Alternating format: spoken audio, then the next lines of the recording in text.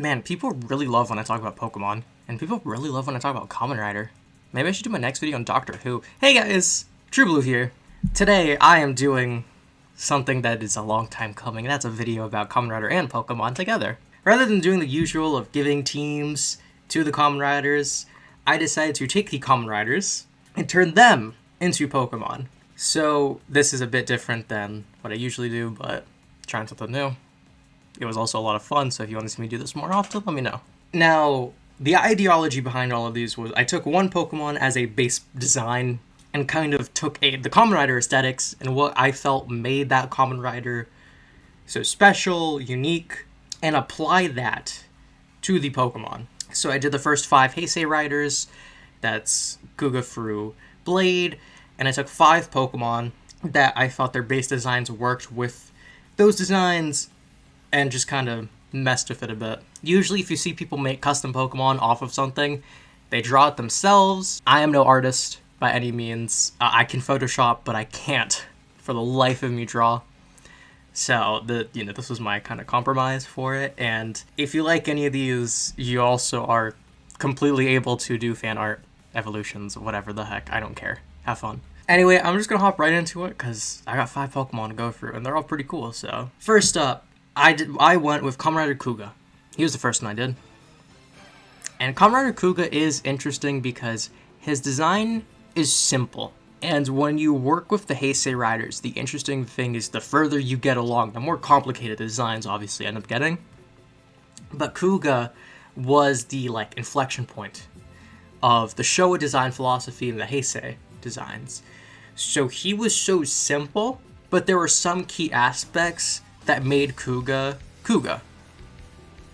And the Pokemon I put that on was Pinsir. So I'll have both of those on screen so you can see where the designs came from. And here is my Kuuga. This is obviously just a Pinsir with Kuuga's colors and kind of aesthetics. The main thing I liked with Pinsir was his horns. I thought it would work really well to use those elongated horns as part of Kuuga's aesthetic to make the crest. And I also wanted an insect-based Pokemon since Kamen Rider is built off of insects. And again, since I view Kuuga as this between of the eras, I do think it works well. Specifically for Pinsir, the big changes were I removed his last segment. So his legs have a bit more room since Kuuga does a lot of punches and kicks. And the Rider Kick kind of is so important, I felt like that needed to sneak its way in here. And the crest, again. So most of Kuuga is this kind of just, it's not a black, it's like a bluish black, but I'm just going to say it's a black, that a lot of Kamen Riders end up using. So most of Pinsir has been recolored to that.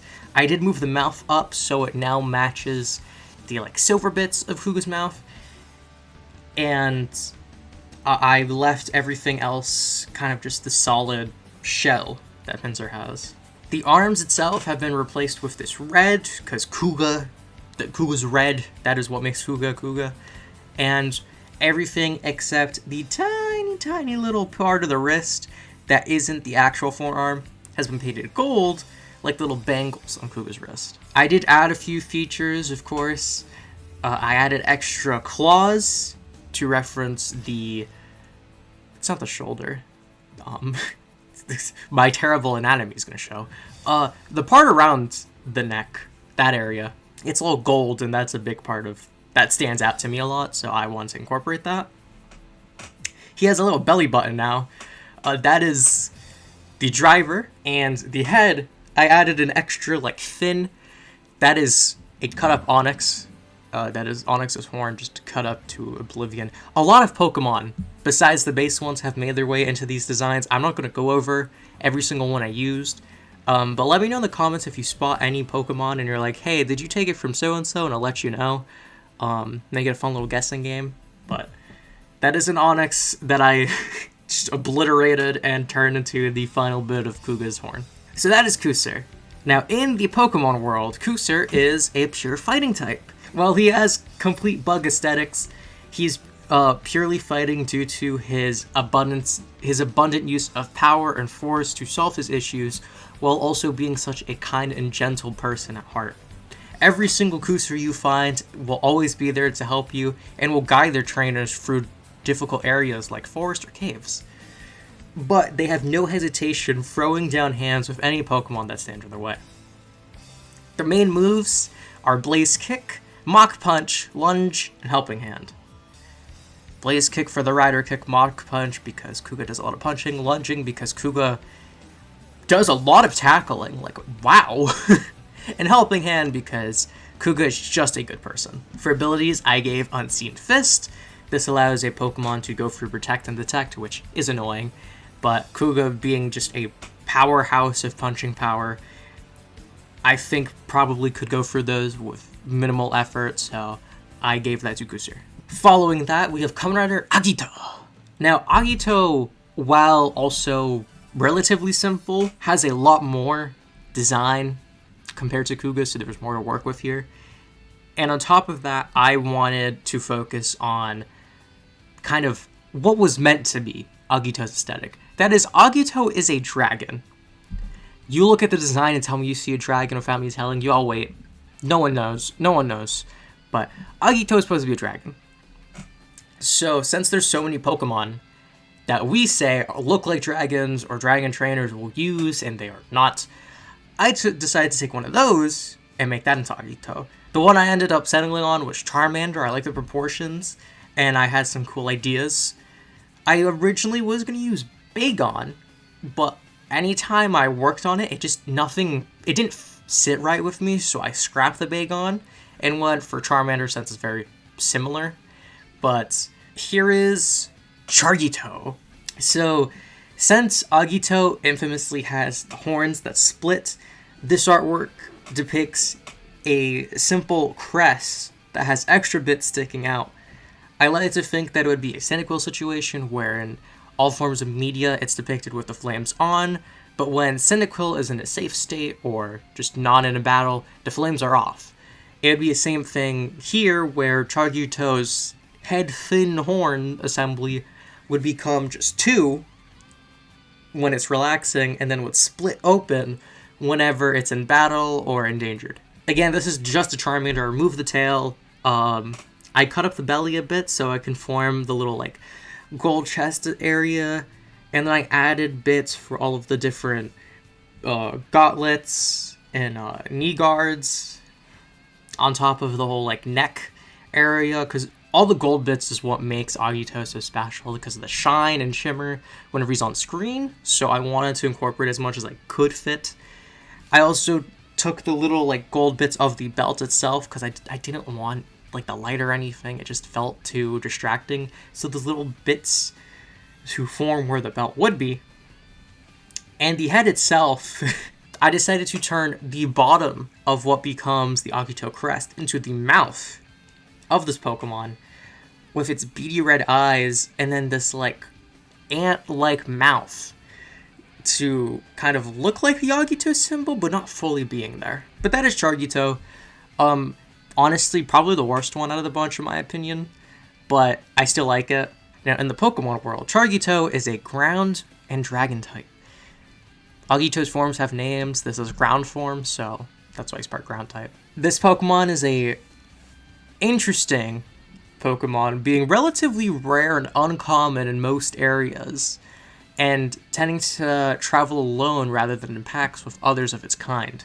They're very powerful, but very easy to get the jump on. These Pokemon have very poor sense of direction and surroundings, so you can easily sneak up on one and catch it, and they become loyal allies, but they're a bit interesting on their own, to say the least. For moves, I gave Flash, since every time Agito's on screen, there's a flash of light for the transformation. Precipitate Blades, ground move with spikes in it, and Agito's all about his spiky horns. Dual Chop, just a chopping motion Kamen Riders do all the time. It's a dragon move. And Amnesia, because if you know the character, you know what the first half of Agito's like. For abilities, I gave Chargito Drought, which turns the sunlight harsh when the Pokemon enters battle. This again references the transformation sequence where it is a bright flash of light consuming the screen, and then we get to see Agito. That bright flash is just turned into this Pokemon basic setting up the sun the second it comes out. Kamen Rider Ryuki, or for the few people who watched it, Kamen Rider Dragon Knight, is an interesting rider since all of the riders in the season have a matching kind of like aesthetic going across, which was new for the time, but little things that made them unique. In Ryuki's case, he is, again, the Dragon Knight. He is powered by Dragetter, a red dragon, but he also has this generic kind of knight aesthetic underlining it. So I want to capture both, and I didn't want to just do the easy route of kind of focusing on Dragetter. I want to focus on Ryuki. So I didn't want this to just be a glorified dragon like Rayquaza or something. So my basis for it was actually just Hitmonchan, a very humanoid Pokemon, a Pokemon I could just kind of slap the design onto and then adjust accordingly to fit proportionally. So I present to you Hitmonchan. This design is very different from a base Hitmonchan. One of his hands is just a head. His actual head has been just demolished, and he doesn't have a little skirt anymore, which is kind of upsetting. I really liked Hitmonchan's bigger shoulders, since Ryuki has his shoulders stick out.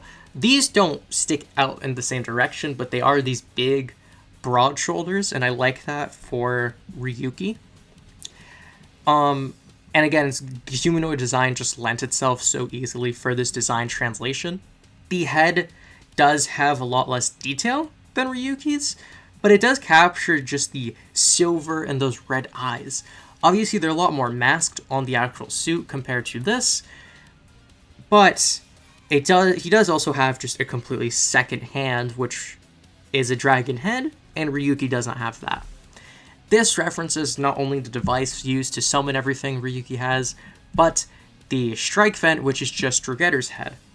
I decided to kind of merge the two ideas into just a hand with the colors of, the drag visor, but it still functions as the strike vent. Now, as a Pokemon, this is a rather clueless Pokemon.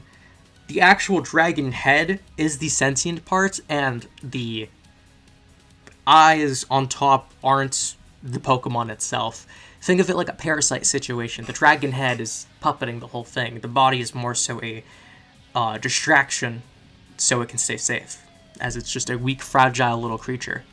This Pokemon tends to be very lonely, not really associating with many others, but it does find interest in trainers and tends to seek them out and see if they're worthy of actually catching it and using it in combat. This Pokemon, of course, if he is based off of Fire Dragon, his type is Fire Dragon. For moves, I gave him Fire Punch, Dragon Breath, both reference Dragetter and Strike Vent.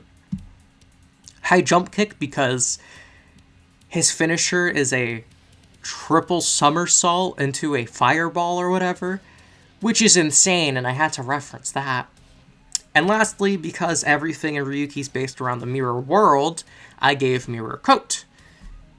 Has the word mirror in it. There you go.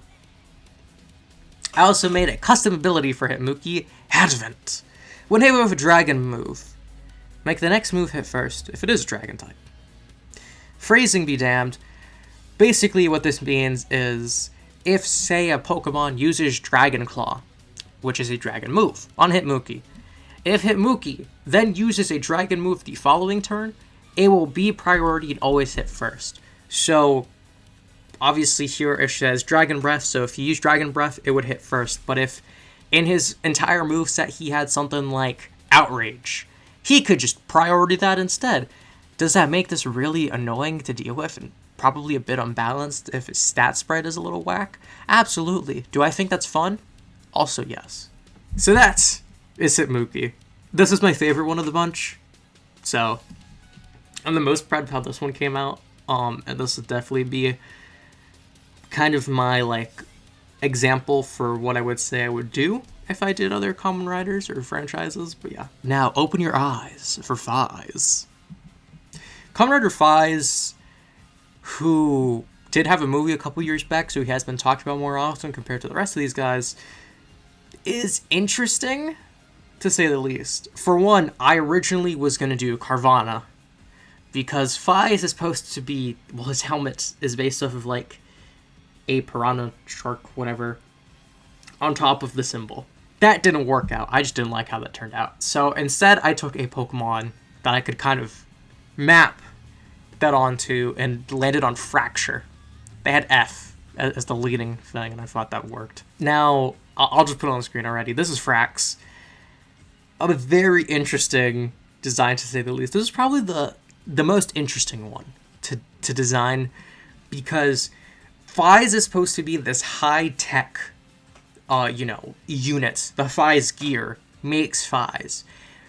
And I had to make that organic, but at the same time still show off what makes Faiz stand out. So, for one, there's certain things about Faiz that really stand out to me, being the chest, the head, and the right leg. So I focused mainly on those, incorporating the chest, which would be able to open up, the head, which actually just doubled Fracture's like head fin, so it can recreate that silhouette better. On top of that, the eyes are just semicircles, because that is a very important detail of Faiz's helmet, so the eyes would be semicircles as well.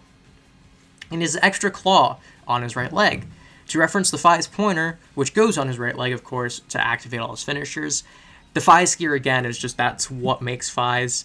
That is the only one I felt that was necessary to show off the design, so that is the one I chose. While the Faiz phone is obviously important, it felt so human. I don't know how to say, it just felt so artificial that it didn't feel like I could sneak that into the design anywhere, so I completely left off the belt at that. And then with just Frax.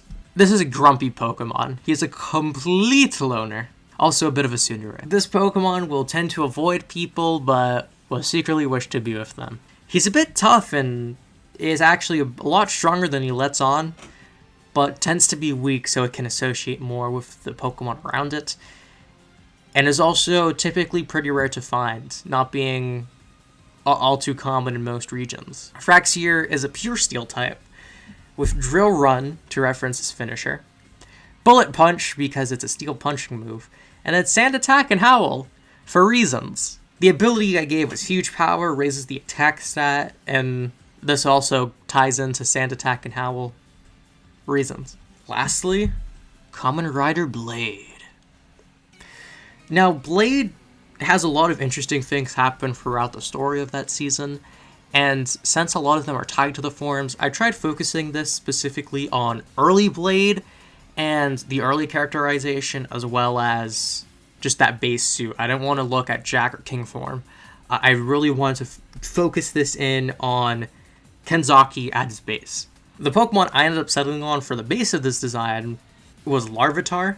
I couldn't find a good Pokemon that I felt proportionally would have a good upper body to leg. Blade's suit is so weirdly bulky and shape-wise because of the aesthetic, and I understand, but it just made it a bit complicated to find a Pokemon that worked with it, that I didn't just like kind of stretch out to fit. So I focused rather on the pointy head, and I didn't just do like some beetle Pokemon to reference that.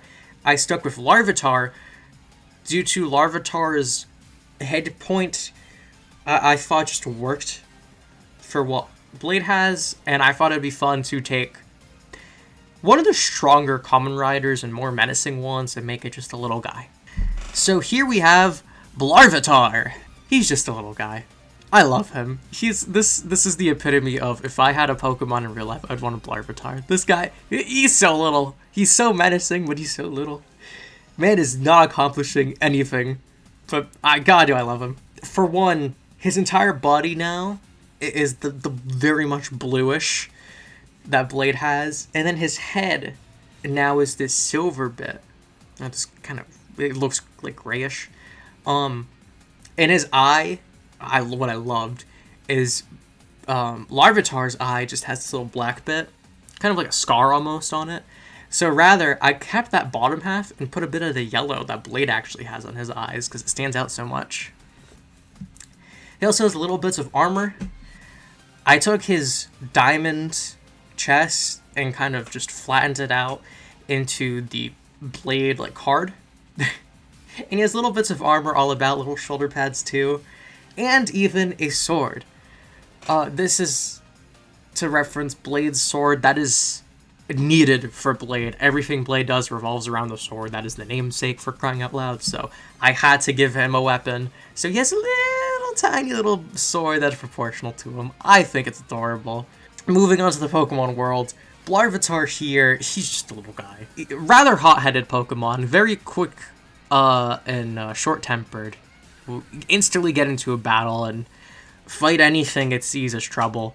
Also, really hates other Pokemon of its kind.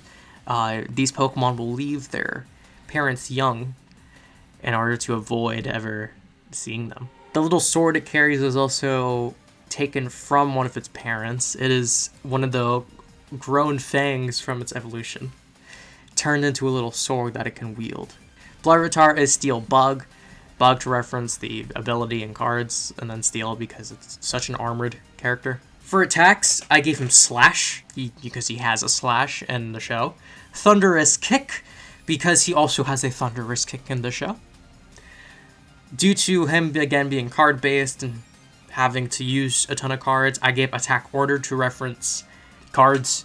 And then Smart Strike was just a steel move that I think fit the whole sword ideology. He also has a custom ability that I called Rouse. I don't actually know if I spelled that right, but Rouse. This ability makes all normal type moves into bug moves. I looked it up. This actually isn't an ability yet, so this probably will come out eventually, and then you could just retroactively make this Larvitar's ability. But yeah, Rouse. And that, everyone, is all of the Kamen Riders. Well, first 5 Kamen Riders from the Heisei era turned into Pokemon. It was very interesting, to say the least. I'm so used to just taking the Kamen Riders and making new suits or updating them, and that is a lot easier because you're working with costumes, you're working with stuff that is just they're all the same style. Here, I'm working with an art piece and then modifying that, which is not something I'm too used to. Again, I'm more used to just photoshopping and recoloring. This was kind of out of my area, but it was a lot of fun. It took a lot longer than usual, so these videos would be a lot harder to produce at the same rate as my Kamen Rider series, but I would love to. And if you want to see me cover any other franchises with this whole turn them into Pokemon, I could do this for so many franchises, it's not even funny.